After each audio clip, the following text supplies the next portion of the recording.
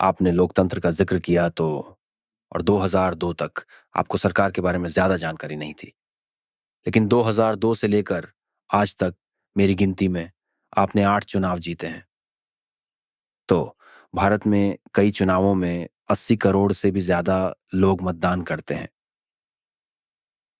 इतने बड़े चुनाव जीतने के लिए और 1.4 अरब लोगों के देश में चुनाव जीतने के लिए क्या करना पड़ता है?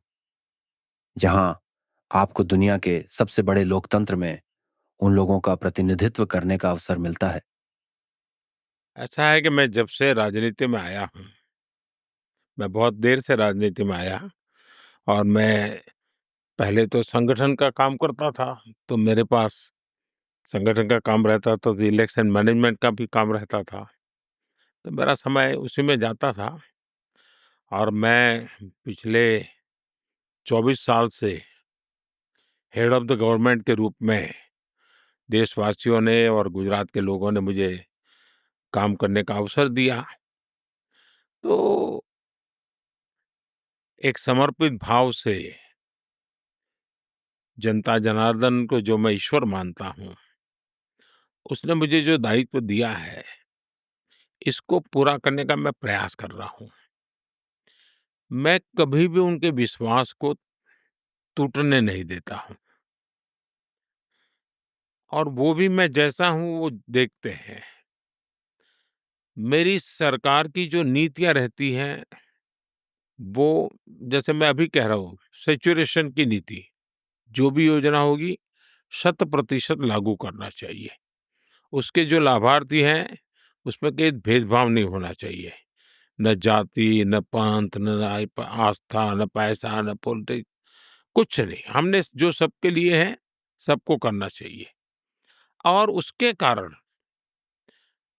अगर किसी का काम नहीं भी हुआ है, तो उसको ये नहीं लगता है कि भई मेरे से गलत कारणों से रोका गया है।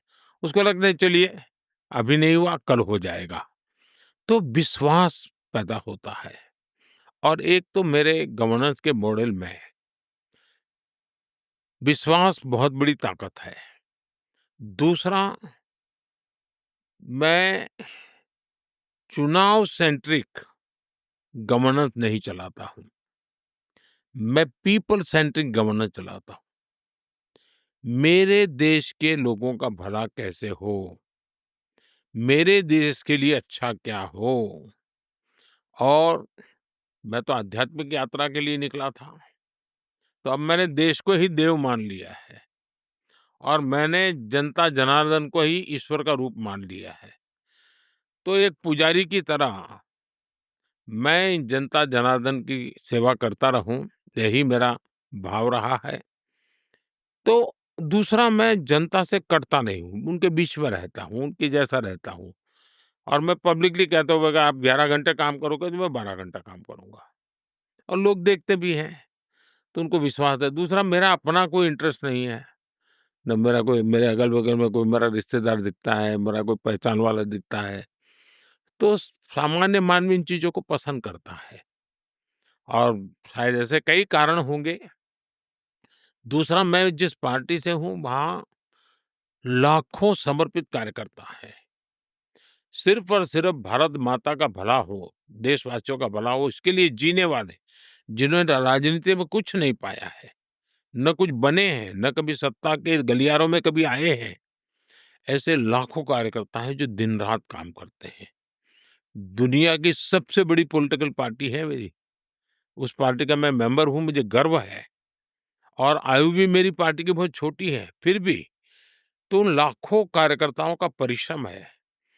उन कार्यकर्ता को लोग देखते हैं कि भई बिना स्वार्थ ये इतनी मेहनत करता है, उसके कारण भारतीय जनता पार्टी के प्रति लोगों का विश्वास बढ़ता है और उसके कारण चुनाव जीतते हैं। मैंने तो गिना नहीं कितने चुनाव जीता, लेकिन जनता के आशीर्वाद लगातार हमें मिलते रहे हैं।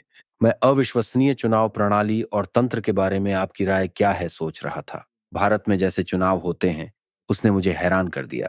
तो बहुत सारे रोचक किस्से सामने आते हैं। उदाहरण के लिए कोई भी मतदाता मतदान केंद्र से 2 किलोमीटर से अधिक दूर नहीं होना चाहिए। इसकी वजह से भारत के दूर-दराज के क्षेत्रों में वोटिंग मशीन ले जाने की कई कहानियां हैं। ये वास्तव में अविश्वसनीय है। बस हर एक मतदाता मायने रखता है और 60 करोड़ से ज्यादा लोगों के मतदान कराने का तंत्र। क्या कोई ऐसा किस्सा है जिसके बारे में आप बात कर सकते हैं जो आपको विशेष रूप से प्रभावशाली लगे? या शायद आप आम तौर पर इतने बड़े चुनाव कराने के लिए तंत्र के बारे में बात कर सकते हैं, वो भी इतने बड़े लोकतंत्र में? एक तो मैं आपका बहुत आभारी हूँ कि आपने बड़ा ही अच्छा सवाल पूछा है, जो दुनिया में लोकतंत्र में विश्वास रखने वाले लोगों ने ज़रूर इस जवाब को सुनना चाहिए। कभी-कभी चुनाव हार-जीत की चर्चा होती है, लेकिन कितने बड़े स्केल पर क्या काम होता है, इसकी चर्चा नहीं होती है। अब देखिए, जैसे 2024 का चुनाव, अभी जो लोकसभा का हुआ, 980 मिलियन रजिस्टर्ड वोटर्स, और हर एक का फोटो है, हर एक का पूरा बायोडाटा है। इतना बड़ा डेटा, और ये संख्या उत्तर अमेरिका की आबादी से 2 गुने से भी अधिक है। ये पूरे यूरोपीय संघ की कुल आबादी से ज़्यादा है। 980 मिलियन रजिस्टर्ड वोटर में से 646 मिलियन लोग अपने घर से बाहर निकल करके, और मई महीने में मेरे देश में भयंकर गर्मी होती है, कुछ जगह पे 40 डिग्री टेम्परेचर होता है, उन्होंने वोट डाला। और ये वोट डालने वालों की संख्या अमेरिका की कुल आबादी से डबल है। 1 मिलियन से अधिक पोलिंग बूथ जहाँ पर वोटिंग हो, 1 मिलियन से ज़्यादा पोलिंग बूथ, इसमें कितने लोग लगते हैं? मेरे देश में 2500 से ज़्यादा पॉलिटिकल पार्टीज़ हैं। ये आंकड़ा सुन दुनिया के देश के लोगों के लिए आश्चर्य का था कि ऐसा देश जहाँ 2500 पॉलिटिकल रजिस्टर्ड पॉलिटिकल पार्टियाँ हैं। मेरे देश में 900 से ज़्यादा 24/7 टीवी चैनल्स हैं। 5000 से ज़्यादा डेली अखबार निकलते हैं। ये जो डेमोक्रेसी को साथ जुड़े हुए कुछ न कुछ रो, और हमारे यहाँ कोई भी गरीब से गरीब होगा, गाँव का व्यक्ति, वो टेक्नोलॉजी को बहुत तेज़ी से एडॉप्ट करता है। ईवीएम मशीन से वोट देता है। दुनिया के कई देशों में चुनाव के रिजल्ट महीने-महीने तक आते नहीं है। मेरे यहाँ 1 दिन में रिजल्ट आ जाता है। इतने लोगों का काउंटिंग हो जाता है। और आपने सही कहा कि कुछ दूर-दराज क्षेत्रों में पोलिंग स्टेशन होते हैं। हेलीकॉप्टर से हमें भेजना पड़ता है। अरुणाचल प्रदेश में एक पोलिंग बूथ, वो शायद दुनिया का सबसे टॉप पोलिंग बूथ होगा। मेरे यहाँ गुजरात में गिर फॉरेस्ट में एक पोलिंग बूथ था, जहाँ एक ही वोटर था, उसके लिए एक पोलिंग बूथ था। गिर फॉरेस्ट में जहाँ गिर लायंस है। तो हमारे यहाँ कई प्रकार के मैंने कोशिश रहती है कि लोकतंत्र के काम के लिए, डेमोक्रेसी को स्ट्रेंथन करने के लिए कितनी प्रकार से कोशिश की जाए, किया जाए, और हम मतदान के लिए पूरी व्यवस्था हमारी है। और इसलिए मैं तो कहता हूँ कि दुनिया में भारत के एक निष्पक्ष, स्वतंत्र इलेक्शन कमीशन ये चुनाव करवाता है। सारे निर्णय वो करता है। ये अपने आप में कितनी बड़ी ब्राइट स्टोरी है कि दुनिया की बड़ी-बड़ी यूनिवर्सिटी ने उसका केस स्टडी करना चाहिए। इसके मैनेजमेंट का केस स्टडी करना चाहिए। ये मोटिवेशन का, इतने लोग वोट करते हैं आज, कितना बड़ा पॉलिटिकली अलर्टनेस होगा। इन सारी बातों का एक बहुत बड़ा केस स्टडी करके दुनिया की नई पीढ़ी के सामने रखना चाहिए। मुझे लोकतंत्र से प्यार है।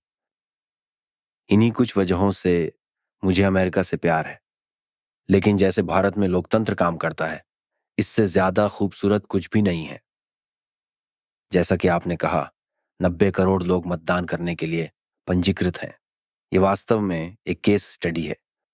ये देखना खूबसूरत है कि इतने सारे लोग अपनी मर्जी से, उत्साह से एक साथ आते हैं, किसी ऐसे व्यक्ति के लिए वोट डालते हैं जो उनका प्रतिनिधित्व करेगा, जैसे वे इसमें काफी उत्साह से भाग लेते हैं।